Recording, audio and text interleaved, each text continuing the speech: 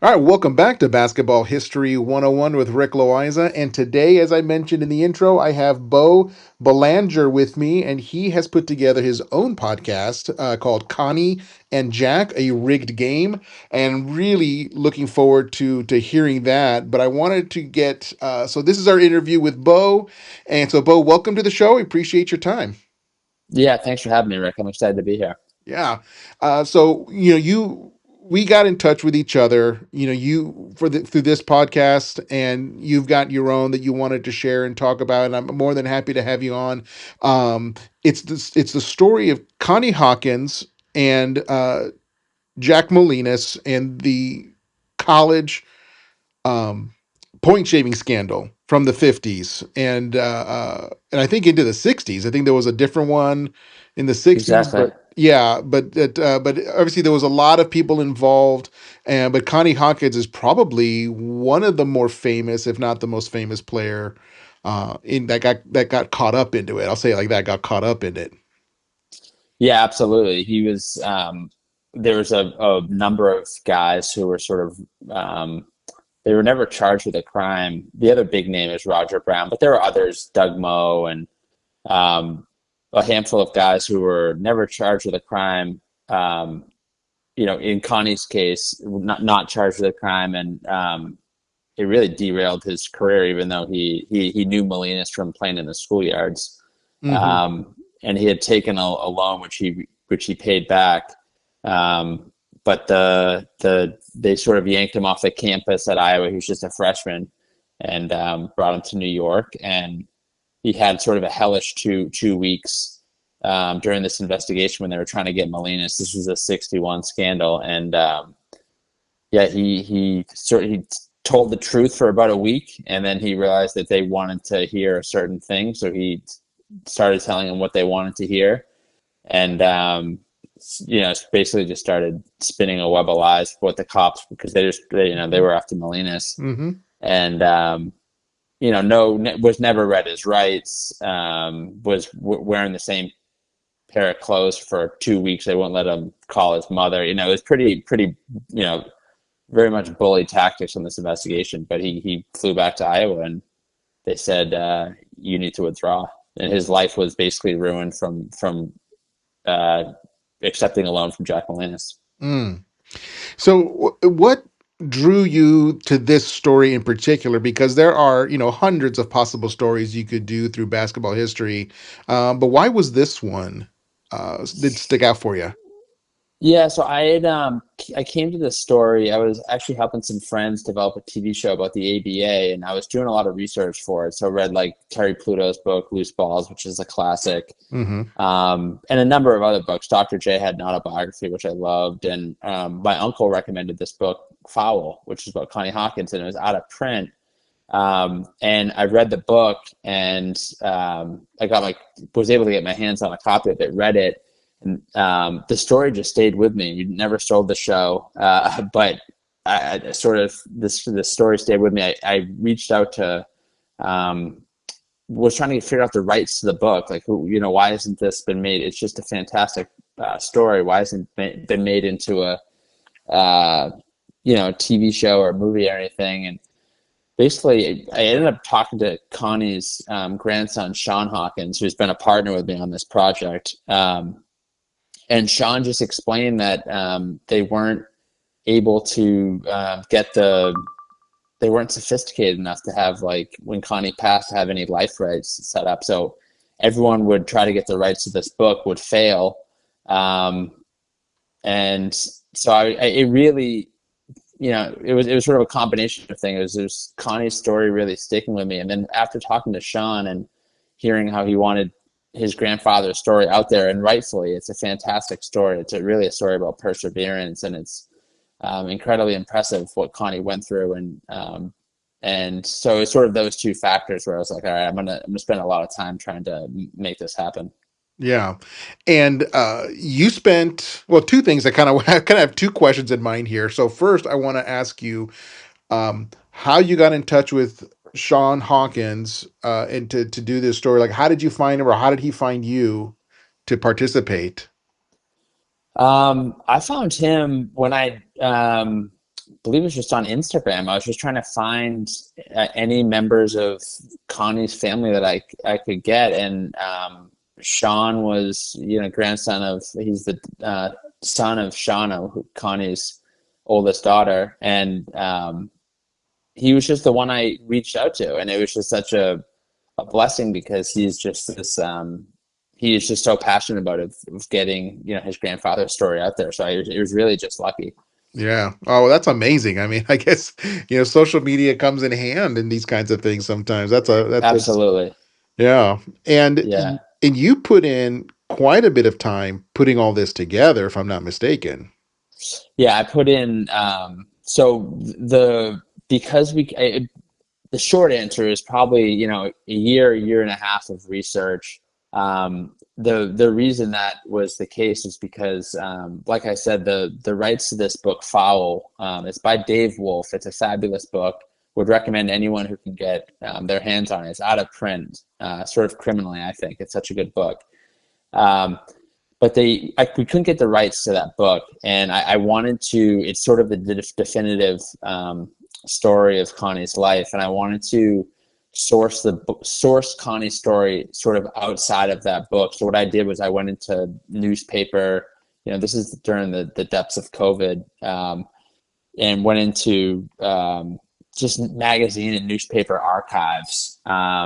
And just sort of dug around for all the newspaper articles, all the magazine articles I could get, read a number of other books as well. Just try to figure out another way at the story. I didn't want to just retell Dave's story, a straight biography of Connie, and that's where Jack comes in. I initially had actually wanted to try to draw out the relationship between Connie and his mom, but I wasn't able to find much about her.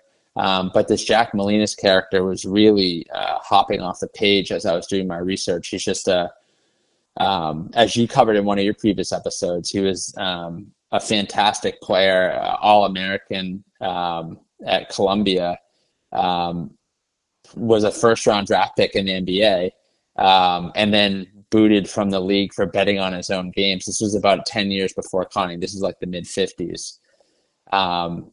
And always had a sort of this, as you mentioned in your episode, just really an addiction to gambling that he couldn't kick. And so he was an ex-NBA player, turned, he sort of started he ran the mob and ran this college fixing scandal.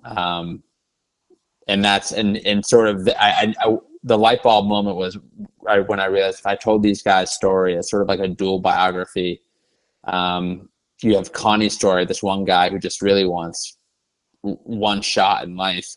And then you have Jack, who seems to be getting a lot of chances and he keeps blowing it. And that was sort of once I was like, okay, if I could just tell this as a dual biography, this is a really powerful story. It's sort of larger themes about America sort of start to emerge. And that was a good moment during the research process. Yeah, and yeah, you're right. Molinas himself is just such a fascinating character. He's with a guy with as much talent and having played. I mean, you would think he might be the last person to begin, gambling on games, but everybody's different, but yeah, Mm-hmm. you could do a whole thing just on him. But I love the idea of doing, like you said, the dual biography of how their paths cross and how each of their stories progressed before and after the actual incident with Connie Hawkins. Yeah, it's really only a pretty brief moment in time when their lives crossed. It's obviously just a shame they did for Connie because they really derailed his life for about a decade. But Hmm. it's a brief moment in time when Jack was trying to influence. He was probably in his second or third year running this fixing operation. So this is the end of the 50s, early 60s, and as you mentioned, great basketball player. So all the guys in New York knew him because he'd just go around to all the big pickup games. And when Connie met him, he said, "Yeah, I was impressed with Jack because he was one of the few guys I met whose hands were almost as big as mine." Molinas was a hell of a basketball player, and so he'd go around to these playgrounds and try to recruit these kids. He was looking for kids who had financial insecurities, because obviously they'd be more willing to throw a game for him. And so he met a bunch of these players. He happened to cross paths with Connie, and he'd slip these guys $10 here and there, try to get in their good graces, and then it wasn't, I think it was 6 months later, Connie was home for Christmas. But he's a freshman, of course, so he's not playing at that point on the varsity. This is back, as you know, when before freshmen could play on the varsity team in college. And he was home for Christmas, and his coach had given him a couple $100 for his dorm fees for the spring, but Connie spent that money on Christmas gifts for his family. So he was terrified of having to go back to school and face his coach with the money, the tuition or whatever it was, money for books gone. And Jack always had told him, if you ever need anything, give me a shout. And Connie said, it's like, he was the one guy who I knew who had that sort of money. So I went to him, I borrowed the $200. I went back to school. His brother, Fred, repaid Jack. And then, this is like April of his freshman year, a detective shows up on campus. And as I mentioned, from there, it just sort of goes really downhill for Connie. Yeah, and it's one of the stories that I think in NBA history, um, one of the toughest stories to listen to, because he was such a fantastically gifted player, and we did not get to see him in the NBA or even in the ABA for quite a while, because this was hanging around his neck. And it's just one of those kind of those big what ifs. What if he was able to go into the NBA as a normal rookie, same age as all the other rookies?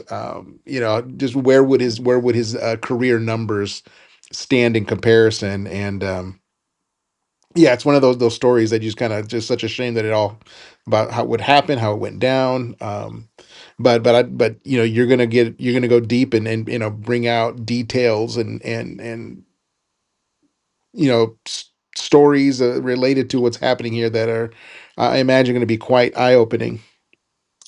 Yeah, it's a funny story, Rick, because it's really on the one hand, he ends up making the Phoenix franchise eventually, and he's a great star, all star in the NBA and someone the league is proud of. But it's a very conflicting story for the NBA because they're really a villain in this story. They, as you sort of, when you listen to the podcast, you'll sort of hear like they were very negligent in looking into Connie's case. In fact, they didn't even sort of look into whether he was never charged with a crime. Molinas and Hacken had been saying for years that he was innocent, and so he's really sort of presumed guilty by the league. And it like you said, it is an absolute shame because he was incredibly talented. People often said he was sort of the link between Baylor and Dr. J as far as the guys who really took, Baylor took the game to the air for the first time. He was really the first time to sort of play in the air. And then people, of course, the next guy is Dr. J, that people know it, but really the connection there was Connie between those Right. two guys. And he was playing around New York and just the height of New York hoops. When Connie he was a playground a god in the late 50s, early 60s, and just so much. There's like young Lou Alcindor was taking inspiration from him. Of course, Dr. J was around as a young. They called Dr. J Little Hawk at Rucker because their game had such similarities to each other. But it's a huge what if career, and he ends up coming into the league. I don't want to spoil too much, but I'm sure some people know the story. He gets into the league belatedly, and he's not the there's a lot of lost years. Someone has a quote about it's like finding when you see him play, it's like finding like a lost Picasso in the attic, because it's like there are so many masterpieces on the court that he put together that we'll just never know about. Yeah, right. Because yeah, he essentially he should have been in the league the whole time, and then just wasn't because obviously because of what happened with the loan and all that. Now you also in bringing in his family, which I think is really really neat. His grandson, Shawn. You said he participated. So what was he and his passion for his grandfather's story? How was he able to participate, or what did that look like? You know, what's his involvement with the podcast? Well, it was he was Shawn was just so patient because this was I did this research as I mentioned, this was like early COVID, so this is 2020. It's been so this is going on six, I think 5 or 6 years of this project, and he as I mentioned inspired me to really dive in and source it outside Dave's book, and so he was a huge source of inspiration, and then we never really knew what form it would take. There was initially, you know, trying to do film, TV that didn't really take, and then it was, well, maybe this could be a podcast, and so Shawn was just sort of along for the ride, encouraging me as I sort of did all this research. There was never really knew what his involvement in it would be, and it wasn't until the last year and a half or so where I wanted him involved in some way, and I had the idea that if it'd be cool if he read his Connie's quotes in the story, Mm, um, and that was sort of the light bulb there. And it just felt like a nice way for Shawn to be a part of the project. He'd been, as I mentioned, just a huge inspiration for it all, and a great just like patient partner, encouraging. We had some really close calls and a handshake deal that fell through, just some like heartbreaking deals before we got to this point, and he was just so encouraging all the way. So I was so happy that he wanted to voice his father's quotes in it, and that it ended up happening was really cool. yeah, no, that's really neat. That kind of reminds me of what is it, the Val Kilmer's documentary he made about himself, and it was his son who was that kind of the narrator of it, but his voice was so similar. I couldn't even tell that it wasn't Val Kilmer until I found out afterwards. But I love that of having the grandson reading the quotes by Connie Hawkins, and to give it that sort of that weight, or that kind of a more kind of an authenticity, so to speak, to what Connie what it said back then. Absolutely, yeah, and Shawn's in the Pittsburgh area, which is where Connie was for a lot of sort of where he raised his family. So it ties back to Pittsburgh and Connie's family, and yeah, it was really special that Shawn's been a part of this. Yeah. Oh, that's so neat to hear. Um, so again, I don't want to I don't want to give away too much of it either, because you're going to do a fantastic, or you have done a fantastic job with these episodes. And so, at what point, when can we expect to hear the first episode of the Connie and the story Connie and Jack, a rigged game? Yeah, so we're going to be putting these out in early March, and I can get you an exact. We're still sort of figuring out some marketing stuff, Rick. So I don't unfortunately have an exact date for you, but it'll be the month of March, Okay. and yeah, we're going to run it. This felt like a good time. We have basketball sort of coming into full swing here. Between the tournament and NBA starting to heat up. So it felt like a good time to do it. They'll run for a month. They'll be going to drop 2 episodes the first day, and then after that, basically 2 episodes a week. So it'll run. All 9 episodes will run over a course of 4 weeks. That'll likely start in early March. Okay, yeah, that's fantastic, and you're right. The timing couldn't be better. You have college basketball running its championship, pro basketball getting ready, or the NBA getting ready to head into their playoffs and round out their season.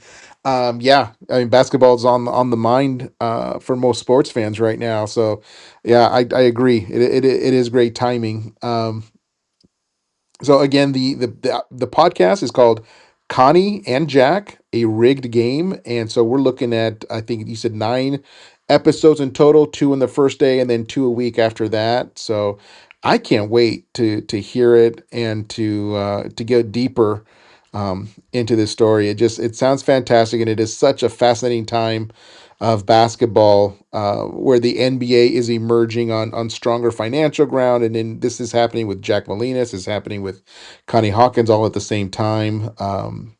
It's just yeah. As a basketball fan, I'm just so excited to get into this. Yeah, thanks for having me on, Rick. It's a fantastic. Both guys have, as you mentioned, very interesting lives. Jack is a very colorful character, and Connie has this. Um, not only was he a sort of relatively unknown great basketball player, he just has this amazing life story. So I think certainly folks of your podcast I think will like it. The people who really like basketball history, and I'm hoping.